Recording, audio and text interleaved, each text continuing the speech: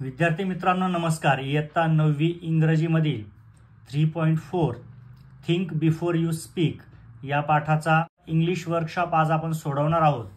चला तर मग सुरुवात करूया. क्वेश्चन 1 आहे, the same word can be used as a noun in some sentences and as a verb in others.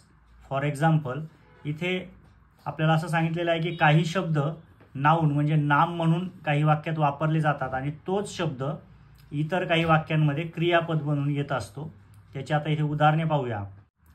Many are the empty remarks. या ठिकाणी रिमार्क्स म्हणजे शेरे, तर खूप सारे शेरे हे रिकामेच होते. इथे हे जे शेरा आलेला आहे रिमार्क, इथे नाउन म्हणून आलेला आहे.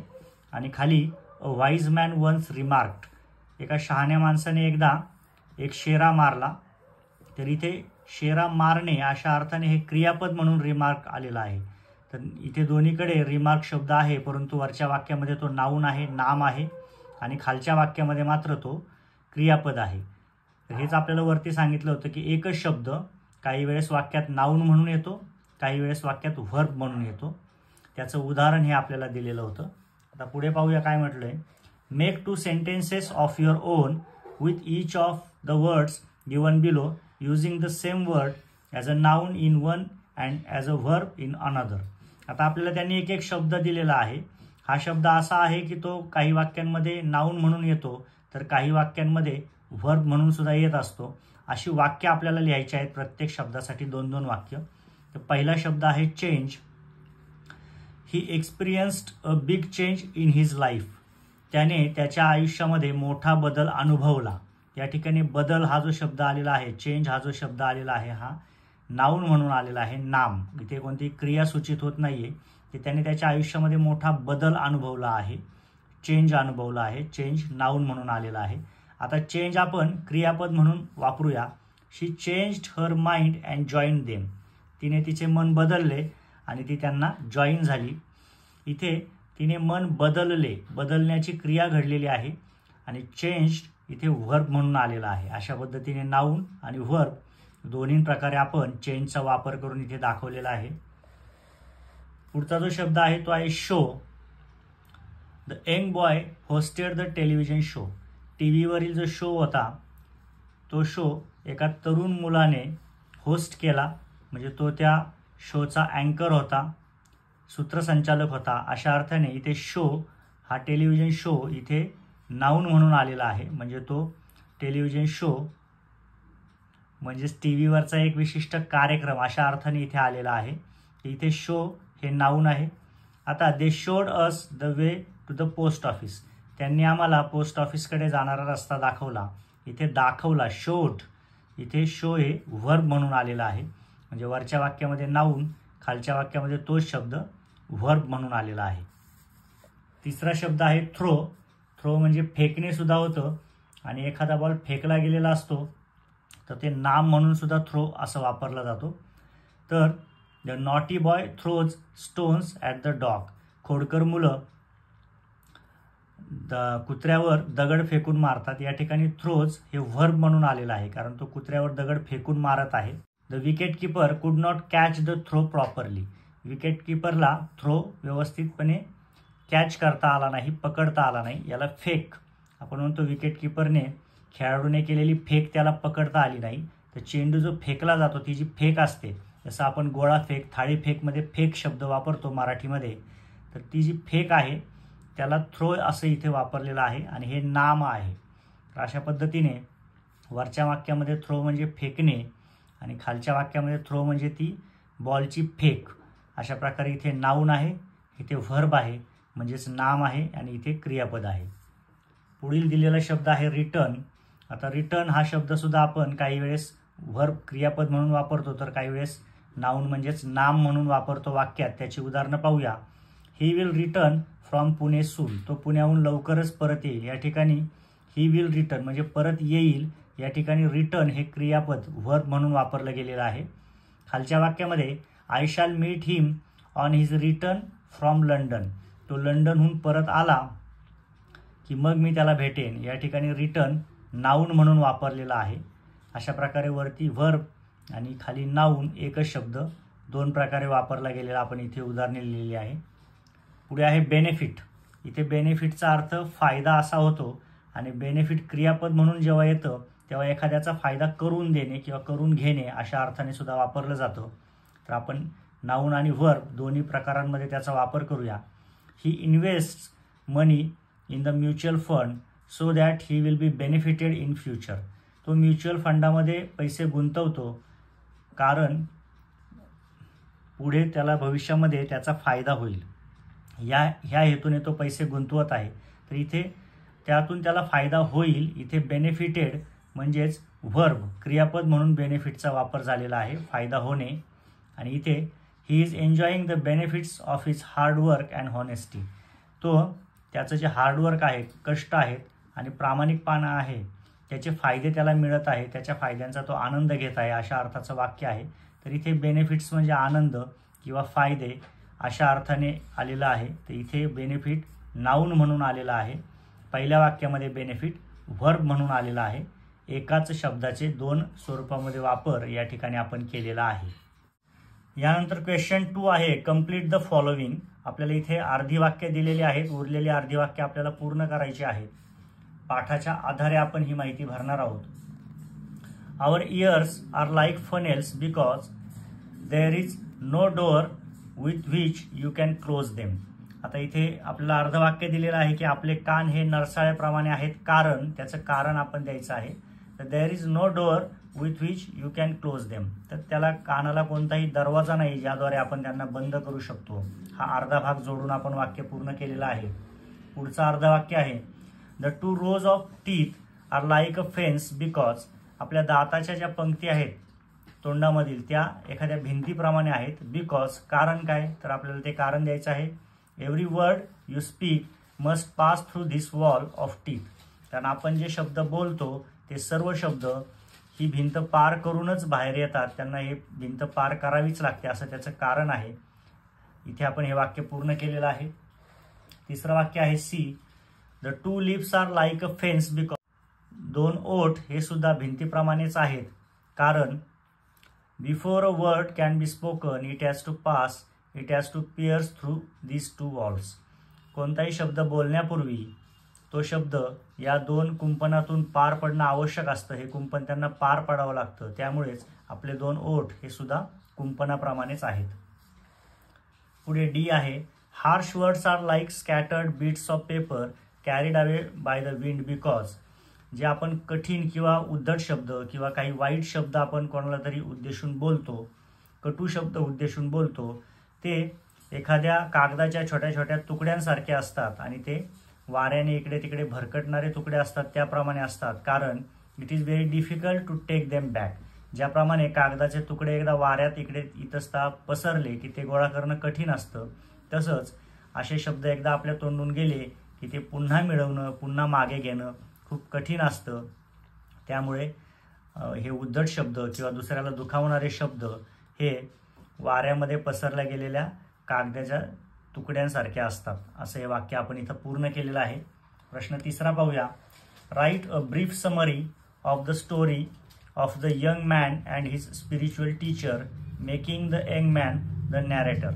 या पाठामध्ये एक तरुण माणूस आलेला आहे आणि तो तरुण माणूस त्याचे जे आध्यात्मिक गुरु आहे त्यांच्याशी चर्चा करतो एका समस्येवर आणि त्या चर्चेतून आपल्याला चांगला धडा शिकायला मिळतो. तर आपण तो तरुण व्यक्ती आहोत, आपण तो तरुण माणूस आहोत असं समजून या पाठाची स्टोरी आपल्याला थोडक्यामध्ये इथे वर्णन करायची आहे. तर इथे you may begin as given below. आपल्याला सुरुवातीचं वाक्य देऊन कशा प्रकारे सुरुवात करता येईल हे सुद्धा सुचवलेलं आहे. तर आपण या पाठाचं थोडक्यात वर्णन करूया. The young man and his spiritual teacher असं आपण शीर्षक देऊया. आता त्यांनी आपल्याला सुरुवातीचं वाक्य दिलेलं आहे. I went quickly to my spiritual teacher for advice because. मी माझ्या स्पिरिच्युअल आध्यात्मिक गुरूंकडे गेलो सल्ला घेण्यासाठी कारण आय हॅड. मी काय केलं होतं ते आता इथून पुढे आपल्याला लिहायचं आहे. तर पुढची स्टोरी आपल्याला पाठामध्ये आलेली आहे, त्या अनुषंगानेच आपल्याला इथे लेखन करायचं आहे. Because I had hurt my friend with my harsh and unkind words. कारण मी माझ्या मित्राला दुखावलं होतं, माझ्या उद्धट शब्दांनी, वाईट शब्दांनी, कृतज्ञ अशा शब्दांनी मित्राला दुखावलेलं होतं. I wanted to make amends. My teachers gave me a sheet of paper and a pen and asked me to write all the harsh words I had spoken. मला याच्यात सुधारणा करायची होती, तेव्हा शिक्षकाने माझ्या असं सांगितलं की एक कागद आणि पेन घे आणि त्याच्यावर तू जे जे काही वाईट बोलला होतास ते सर्व शब्द लिहून काढ. When I did so, he asked me to tear it into small bits and then throw them out of the window. माझं लिहून झाल्यानंतर त्यांनी मला सांगितलं, या कागदाचे छोटे छोटे तुकडे कर आणि खिडकीच्या बाहेर ते सर्व तुकडे फेकून दे. When I did that, he asked me to collect as many bits of paper as I could. मी फेकल्यानंतर त्यांनी मला सांगितलं की आता जेवढे तुकडे तुला पुन्हा जमा करता येतील बाहेर जाऊन तेवढे कर. That was impossible, but I gave a try, but could not collect a single torn bit. हे जरा कठीणच काम होतं, अशक्य असं काम होतं, तरी सुद्धा मी प्रयत्न केला, परंतु मला एकही कागदाचा तुकडा पुन्हा मिळवता आला नाही. Teacher told me that is what happens with the spoken word. He advised me to think before I speak in अँगर. यावरून मला शिक्षकांनी असा संदेश दिला, मला असा सल्ला दिला की आपण जे चुकीचे शब्द वापरतो त्यांच्या बाबतीतही असंच होतं. एकदा ते शब्द आपल्या तोंडातून गेले की ते पुन्हा परत घेता येत नाही. त्यामुळे त्यांनी शेवटी मला सल्ला दिला की कोणताही शब्द रागामध्ये बोलत असताना आपण बराच विचार करून बोललं पाहिजे आणि बोलण्याच्या अगोदर आपला पूर्ण विचार झालेला असला पाहिजे. अशा पद्धतीने आपण इथे स्टोरी नॅरेट केलेली आहे, वर्णन केलेली आहे थोडक्यामध्ये. आता प्रश्न 4 पाहूया. Translate the following sentences into your mother tongue. आपल्या मातृभाषेमध्ये दिलेली जी वाक्य आहेत त्यांचं भाषांतर करायचं आहे. पहिलं वाक्य आहे, the first question we must ask ourselves before we speak is it true. तर इथे आपल्याला भाषांतर करता येईल, आपण काही बोलण्यापूर्वी आपण स्वतःला हे खरे आहे का हा पहिला प्रश्न विचारला पाहिजे, असा याचा अर्थ आहे. The second question to ask is it pleasant. दुसरा प्रश्न विचारायचा आहे तो म्हणजे ते आनंददायक आहे का, जे आपण बोलणार आहोत ते आनंददायक आहे का. तिसरं वाक्य पाहूया. The third question according to Socrates is it useful. सॉक्रेटिसच्या मते तिसरा प्रश्न असा आहे, ते उपयुक्त आहे का. अशा पद्धतीने आपण दिलेल्या 3ही इंग्रजी वाक्यांचं आपल्या मातृभाषेमध्ये इथे भाषांतर केलेलं आहे. यानंतर लँग्वेज स्टडीचा भाग आपल्याला पाहायचा आहे. Read the following sentence. खालील वाक्य आपल्याला वाचायचं आहे. A very wise man once remarked that of the unspoken word you are a master, of the spoken word you are a slave. इथे एक अर्थपूर्ण असं वाक्य आलेलं आहे. या वाक्याचा अर्थ असा आहे की एका अतिशय हुशार माणसाने एक असा शेरा नोंदवून ठेवलेला आहे किंवा एक निरीक्षण नोंदवून ठेवलेलं आहे. That of the unspoken word you are a master. जे आपण बोललेलो नाही, आपल्याला ठाऊक आहे परंतु आपण प्रत्यक्ष बोललेलो नाही, त्याचे आपण मालक असतो. Of the spoken word you are a slave. आणि जो आपण शब्द बोललो त्याचे मात्र आपण गुलाम होतो. याचा अर्थ व्यवस्थित समजून घ्या. एखादी गोष्ट जेव्हा आपण बोलत नाही तोपर्यंत समोरच्याला ती माहिती नसते, ती आपल्या मालकीची असते, ती आपल्याजवळच असते. पण एकदा एखादा शब्द आपण बोलला की आपण त्याचे गुलाम होतो. त्या शब्दाप्रमाणे आपल्याला वागावं लागतं किंवा त्या शब्दाची जबाबदारी आपल्यावर पडत असते. अशा अर्थाने हा अतिशय सुंदर असा विचार इथे मांडलेला आहे. The sentence has 2 pairs of opposites, spoken and unspoken, master and slave.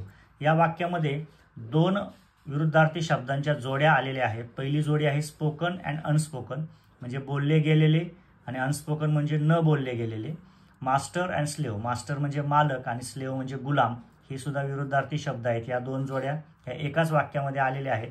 The contrasting ideas make the sentence more effective. Putting together opposite or contrasting ideas in one sentence is a literary device. It is called the antithesis. आता इथे विरुद्धार्थी शब्दांच्या साह्याने अतिशय आकर्षक असं वाक्य तयार झालेलं आहे. तर जेव्हा कधी एखाद्या वाक्यामध्ये अशा प्रकारे कॉन्ट्रास्टिंग आयडियाज म्हणजे विरुद्ध कल्पना एकत्र मांडून वाक्य लिहिलं जातं तेव्हा ते अतिशय इफेक्टिव्ह म्हणजे परिणामकारक असतं. आणि त्याच्यातून एक लिटररी डिव्हाइस म्हणजे एक साहित्यातील एक अलंकारासारखं रचना तयार होते, एक विशिष्ट रचना साहित्यिक तयार होते. तिला म्हणतात अँटिथेसिस. म्हणजे विरुद्ध कल्पना एकत्र आणून जेव्हा वाक्य तयार केलं जातं त्याला अँटिथेसिस असं म्हटलं जातं. पुढे आहे read the following examples of antithesis. आता हे अँटिथेसिस जे आपण वरील वाक्यात पाहिलं त्याची काही आणखी उदाहरणं या ठिकाणी दिलेली आहेत. गिव्ह एव्हरी मॅन दाय एअर बट फ्यू दाय व्हॉइस. या ठिकाणी दाय म्हणजे तुम्ही आहे, यू आहे दायचा अर्थ. तर give every man your year but few your voice असा अर्थ आहे. तर इथे याचा वाक्याचा अर्थ असा होतो की प्रत्येक माणसाला तुमचा कान द्या, परंतु तुमचा आवाज मात्र सगळ्यांना देऊ नका. आणि यातून सुचवलेला अर्थ असा होतो की प्रत्येक माणसाचं ऐकून घ्या, पण प्रत्येक माणसाला तुम्ही ऐकवू नका किंवा प्रत्येक माणसाशी बोलू नका, प्रत्येक माणसाजवळ बोलू नका, अशा अर्थाचं हे वाक्य आहे. इथे सुद्धा अँटिथेसिसचा वापर केलेला आहे. एव्हरी आणि फ्यू हे विरुद्धार्थी शब्द या ठिकाणी आलेले आहेत. Man proposes, God disposes. माणूस जो असतो तो वेगवेगळ्या गोष्टी सुचवतो, वेगवेगळ्या गोष्टींची कल्पना करतो, पण देव मात्र त्या सर्व गोष्टींच्या विपरीत काहीतरी घडवतो, काहीतरी वेगळंच घडवतो. या ठिकाणी प्रपोजेस आणि डिपोजेस हे विरुद्धार्थी शब्द वापरून हे वाक्य आकर्षक असं तयार झालेलं आहे. हे सुद्धा अँटिथेसिसचं एक उदाहरण आहे. पुढील उदाहरण आहे speech is silver but silence is gold. बोलणं हे चांदीप्रमाणे आहे, परंतु शांतता किंवा मौन हे सोन्याप्रमाणे आहे. म्हणजे इथे बोलण्याला महत्त्व दिलेलं आहे आणि नंतर लगेच पुढच्या वाक्यामध्ये शांततेला किंवा मौनाला त्यापेक्षा जास्त महत्त्व आहे असं सुचवलेलं आहे. इथे सुद्धा अँटिथेसिसचा वापर केला गेलेला आहे. पेशन्स इज बिटर but it has a sweet fruit. Patience म्हणजे सहनशक्ती किंवा एखादी गोष्ट सहन करणे थोडंसं कडू असतं, परंतु त्यातून आपल्याला गोड फळ मिळतं आणि ती आपल्याला गोड फळ मिळत असतं अशा अर्थाचं हे वाक्य आहे. या ठिकाणी बिटर आणि स्वीट ही विरुद्धार्थ शब्दांची जोडी आलेली आहे. आणि हा अँटिथेसिसचा आणखी एक इथे आपल्याला परिणाम दिसून येत आहे. अतिशय सुंदर असं वाक्य तयार झालेलं आहे. अँटिथेसिसचा वापर केल्यामुळं ही चारही वाक्य सुभाषितांप्रमाणे किंवा सुविचारांप्रमाणे आपल्याला जीवनात मार्गदर्शन करणारी झालेली आहेत. असा हा अँटिथेसिस हा साहित्यामध्ये कोणत्याही भाषेमध्ये अतिशय चांगला असा परिणाम घडवणारा प्रकार आहे. तर याचा व्यवस्थित अभ्यास करा आणि यातील गंमत समजून घ्या. पुढचा प्रश्न पाहूया. प्रश्न 6 आहे find some examples of antithesis from your mother tongue and translate them into English. आता या ठिकाणी अँटिथेसिस आपल्या मराठी भाषेमध्ये सुद्धा बऱ्याचदा वापरलं जातं. तर अशा आपल्याला मराठी भाषेतील अँटिथेसिसची उदाहरणं शोधायची आहेत आणि ती इंग्रजीमध्ये आपल्याला ट्रान्सलेट करायची आहेत. तर आपण पाहूया मराठी भाषेमध्ये अशा बऱ्याचशा म्हणी आहेत ज्या ठिकाणी विरुद्ध कल्पना वापरून सुंदर असं वाक्य किंवा संदेश तयार होतो. पहिला आहे जेवणाचे ताट द्यावे परंतु आपला पाठ देऊ नये. असं वाक्य आपण मराठीमध्ये बऱ्याचदा ऐकलेलं आहे. इथं द्यावे आणि देऊ नये अशी विरुद्ध कल्पना एकाच वाक्यामध्ये टाकून वाक्य अर्थपूर्ण बनवलेलं आहे. अँटिथेसिसचा वापर केलेला आहे. याचं इंग्रजी भाषांतर करूया. Give food clothes etcetera to your child but never give your earnings. आपल्या मुलांना सोयीसुविधा द्याव्यात, परंतु आपलं जे उत्पन्नाचं साधन आहे ते मात्र त्यांच्या हातात कधीही देऊ नये असा याचा अर्थ होतो. तो आपण इथे इंग्रजीत ट्रान्सलेट केलेला आहे. पुढे आहे कष्ट देतात ताप पण त्याचे लाभ अमाप. आपण जे कष्ट करतो त्यातून आपल्याला बऱ्याचदा ताप होत असतो, त्रास होत असतो, पण त्यातूनच आपल्याला पुढे अमाप असा लाभ होतो, खूप सारा लाभ होतो अशा अर्थाचं हे वाक्य आहे. इथे सुद्धा ताप आणि अमाप इथे विरुद्धार्थी रचना करून वाक्य आकर्षक बनवलेलं आहे आणि चांगला संदेश यातून दिलेला आहे. Hard work is exhausting but its benefits are pleasing. Hard work म्हणजे कष्ट हे एक्झॉस्टिंग असतात, आपल्याला ताप देणारे असतात, आपल्याला आपली एनर्जी संपवणारे असतात, थकवणारे असतात, परंतु इट्स बेनिफिट्स त्याचे जे फायदे असतात ते मात्र प्लीजिंग असतात, सुखद असतात. अशा प्रकारे एक्झॉस्टिंग आणि सुखद हे विरुद्धार्थी शब्द या वाक्यामध्ये आलेले आहेत. अँटिथेसिसचं हे आणखी एक उदाहरण आहे. पुढील उदाहरण पाहूया. ऐकावे जनाचे पण करावे मनाचे. हे अतिशय प्रसिद्ध असं मराठीतलं वाक्य आहे. सगळ्यांचं ऐकायचं पण करताना आपल्या मनाचं करायचं. इथे सुद्धा अँटिथेसिसचा प्रभावी वापर दिसतो. याचं भाषांतर करूया. Listen to people but do what your conscience says. आपण सगळ्यांचं ऐकावं, पण इथे कॉन्सायन्स म्हणजे आपली सद्सद्विवेक बुद्धी. शेवटी आपल्या सद्सद्विवेक बुद्धीनुसारच आपण वागावं अशा प्रकारे आपण याचं इथे भाषांतर केलेलं आहे. पुढे 4 आहे पैशाने सर्व काही मिळते पण सुख मिळत नाही. Money can buy everything but not happiness. या ठिकाणी सर्व काही मिळते, मिळत नाही अशा विरुद्धार्थी शब्दांचा वापर वाक्यामध्ये झालेला आहे आणि त्याचा आपण इथे भाषांतर केलेलं आहे. पुढे प्रश्न 7 पाहूया. We have seen that clauses are part of sentence and they are classified as main and subordinate or dependent clauses. Dependent clauses can be further classified as follows according to the work they do in a sentence.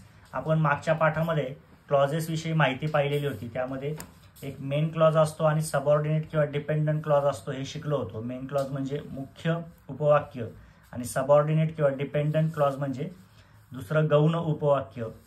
अशा प्रकारे आपण पाहिलं होतं. त्यापैकी dependent clause जो असतो त्याचे पुन्हा भाग पडू शकतात, त्याचे काही प्रकार पडतात आणि ते प्रकार आपल्याला आता इथे पाहायचे आहेत. क्लॉजेस व त्यांचे प्रकार हे आपण इथे ओघ तक्त्याच्या साहाय्याने समजून घेऊया. पहिल्यांदा क्लॉजेस म्हणजे उपवाक्य, त्याचे जे प्रकार पडतात ते मेन क्लॉज म्हणजे मुख्य उपवाक्य आणि डिपेंडंट किंवा सबऑर्डिनेट. इथे लक्षात ठेवा दोन्हींचा अर्थ एकच आहे, दोन नावं आहेत. डिपेंडंट किंवा सबऑर्डिनेट क्लॉज म्हणजे गौण उपवाक्य, कमी महत्त्वाचं उपवाक्य. आता याचे पुन्हा 3 प्रकार पडतात, नाउन क्लॉज, ॲडजेक्टिव्ह क्लॉज आणि ॲडव्हर्ब क्लॉज म्हणजे नाम उपवाक्य, विशेषण उपवाक्य आणि क्रियाविशेषण उपवाक्य. याविषयी थोडी माहिती पाहूया. How do we decide whether a clause is a noun clause, an adjective clause or an adverb clause. आता आपल्याला सबऑर्डिनेट क्लॉज जो आहे तो नाउन क्लॉज आहे, ॲडजेक्टिव्ह क्लॉज आहे की ॲडव्हर्ब क्लॉज आहे हे कसं ओळखायचं हे पाहायला लागेल. There is a simple rule. एक त्याच्यासाठी सामान्य नियम आहे, तो नियम लक्षात घेऊया. We can replace an adverb clause with an adverb, an adjective clause with an adjective and a noun clause with a noun. आपण ॲडजेक्टिव्ह क्लॉज किंवा ॲडव्हर्ब क्लॉज किंवा नाउन क्लॉजला त्या प्रकारच्या शब्दाने रिप्लेस करू शकतो. म्हणजे नाउन क्लॉज जर असेल तर तो पूर्ण नाउन क्लॉज काढून त्या ठिकाणी फक्त नाउन लिहून सुद्धा वाक्य होतं. ॲडजेक्टिव्ह क्लॉजमध्ये संपूर्ण ॲडजेक्टिव्ह क्लॉज म्हणजे ते वाक्य काढून त्या ठिकाणी फक्त एक ॲडजेक्टिव्ह लिहून सुद्धा वाक्य पूर्ण होईल. आणि ॲडव्हर्ब क्लॉज जर असेल तर त्या ठिकाणी पूर्ण ॲडव्हर्ब क्लॉज म्हणजे ते गौण उपवाक्य काढून त्या ठिकाणी फक्त एक ॲडव्हर्बचा शब्द टाकून सुद्धा ते वाक्य पूर्ण होईल. काही उदाहरणांद्वारे समजून घेऊया. Look at the following examples. खालील उदाहरणे पहा. But I don't know the answer. पण मला उत्तर माहिती नाही. हे याच्यामध्ये but I don't know the answer हे नाऊन आहे आणि आता हे नाऊन काढून आपण इथे क्लॉज टाकू शकतो. But I don't know what they want. आता या ठिकाणी द आन्सर हे फक्त एक शब्द आलेला आहे नाऊन आणि हे काढून आपण त्या ठिकाणी but I don't know what they want हे एक उपवाक्यच टाकलं. तर हे नाऊनच्या जागी आलेलं उपवाक्य असल्यामुळे हा नाऊन क्लॉज आहे. अशा अर्थाने आपल्याला हे लक्षात घ्यावं लागेल. असं ॲडजेक्टिव्हच्या बाबतीत पाहूया. ही told us a funny story. त्याने आम्हाला एक गमतीदार स्टोरी सांगितली. आता या ठिकाणी ही told us a story that was funny. That was funny हे वाक्य झालं, उपवाक्य झालं. हा ॲडजेक्टिव्ह क्लॉज आहे कारण इथे फनी स्टोरी होती आणि इथे ही told us a story that was funny म्हणजे ॲडजेक्टिव्हच्या जागी हे पूर्ण वाक्य आपण टाकलं. हा ॲडजेक्टिव्ह क्लॉज होईल. पुढे ॲडव्हर्ब क्लॉज समजून घेऊया. They went away. इथे अवे हा ॲडव्हर्ब आहे म्हणजे तो क्रिया कशी घडली ते आपल्याला सांगतो, त्यामुळे ते क्रियाविशेषण अव्यय आहे. तर दे वेंट अवे. आता अवेच्या ऐवजी आपण पूर्ण ॲडव्हर्ब क्लॉज इथे वाक्य टाकूया. They went when you were talking to your friend. When you are talking to your friend हा जो पूर्ण उपवाक्य आहे हे ॲडव्हर्ब क्लॉज आहे. अशा पद्धतीने ॲडव्हर्बच्या जागी येतं ते ॲडव्हर्ब क्लॉज, ॲडजेक्टिव्हच्या जागी जे बसतं ते ॲडजेक्टिव्ह क्लॉज आणि नाऊनच्या जागी जे बसतो तो नाऊन क्लॉज. अशा पद्धतीने आपल्याला हे क्लॉज ओळखता येतील. आपल्याला क्लॉज दिलेला असेल तर त्या ठिकाणी हे पूर्ण काढून आपण एक ॲडव्हर्ब टाकून वाक्य पूर्ण होत आहे हे लक्षात आलं की याला आपण ॲडव्हर्ब क्लॉज म्हणू शकतो. आता खाली पाहूया. Now complete the following on your on. इथे आपल्याला अर्धी वाक्य दिलेली आहे, पुढील वाक्य आपल्याला बनवायचे आहेत. But I don't no. आता पुढे आपण लिहूया what they are doing here. मला हे माहिती नाही की ते इथे काय करत आहेत. आपण इथं what they are doing here हे टाकलेलं आहे. ही told us the news that was very exciting. त्यांनी आम्हाला एक बातमी सांगितली ती अतिशय उत्साह वाढवणारी होती. They went when they all were taking their lunch. ते गेले जेव्हा ते सर्वजण त्यांचा लंच घेत होते तेव्हा ते गेले. अशा पद्धतीने आपण इथे वाक्य पूर्ण केलेली आहेत. आता पुढील 3 वाक्यांमध्ये आपण नाऊन, ॲडजेक्टिव्ह व ॲडव्हर्ब हे टाकून त्यांचे क्लॉज वापरून वाक्य पूर्ण करणार आहोत. तर पहिलं वाक्य आहे बट आय डोंट नो. हे वाक्य पूर्ण करत असताना पहिल्यांदा फक्त नाऊन टाकूया. But I don't know the truth. या ठिकाणी ट्रूथ हे नाऊन आहे, ते टाकलं आणि वाक्य पूर्ण झालं. आता ह्या नाऊनच्या ऐवजी आपण पूर्ण वाक्य टाकूया, म्हणजे ते क्लॉज होईल, उपवाक्य होईल या वाक्याचं. But I don't know what the truth is. आता इथं व्हॉट द ट्रूथ इज हे आपण एक वाक्य भरलं ट्रूथच्या जागी, त्यामुळे हे उपवाक्य झालं आणि हे नाऊनच्या जागी भरलं गेलेलं आहे म्हणून नाऊन क्लॉज झालेला आहे. तर सेम आपण ॲडजेक्टिव्हच्या बाबतीत करूया. ही टोल्ड अस हे आपलं अर्धवाक्य आहे, म्हणजे मेन क्लॉज आहे. आता याला क्लॉज जोडायचा आहे आपल्याला. सुरुवातीला आपण ॲडजेक्टिव्ह जोडूया. He told us his secret recipe. त्याने सिक्रेट रेसिपी सांगितली असा इथे अर्थ आहे.